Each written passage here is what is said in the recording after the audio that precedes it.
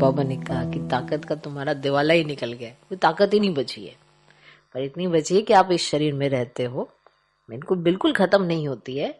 मना इसीलिए बाबा आता है तो उसमें घृत डालता है, नॉलेज देता है, तो हम फिर से जागृत हो जाते हैं, तो फिर हमें शक्ति मिलती है। तो अब जनवरी मास आ रहे हैं, तो जनवरी मास में सबने अपनी अपनी कुछ तैयारियां सोची होंगी, नहीं सोची हैं तो सोच लो, वो ज्यादा बेटर होगा कि आप किस तरह से अपने आप को तैयार करेंगे और वो विशेष योग करेंगे। तो पहले से अपने योग की तपस्या करना शुरू कर दें, माना पहले से ही तैयारी करना शुरू कर दें, अपनी बुद्धि को उस ट्रैक पे ले आए कि जिसके लिए आपने यहाँ पे ब्राह्मण जन्म लिया है।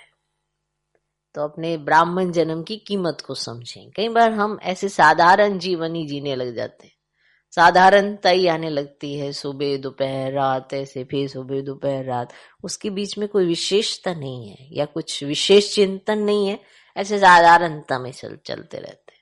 तो समय बीतता जाएगा, अभी भी बीत रहे, दिसंबर मास सब बीत गए, हमारे 12 मास तो बीत गए। 12 मास में अलग अलग तरह तरह के अनुभव हुए हैं, तरह तरह की बातें आती हैं, पर उससे अनुभव भी बहुत होते हैं। तो उन अनुभवों से सीखा या दृढ़ शिकस्ती धारण की या आगे बढ़े, तो ये कैलकुलेशन भी हर एक को कर लेनी चाहिए कि मैंने क्या सीखा, मैंने क्या समझा, कि क्या मैंने किया।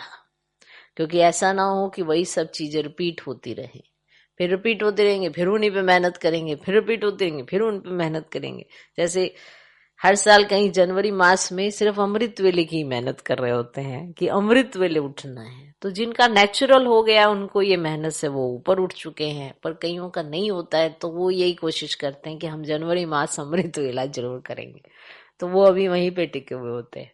तो अभी वही वाला प्रोसेस चलता रहेगा, तो आगे कब बढ़ेंगे? तो आगे बढ़ना बहुत जरूरी है।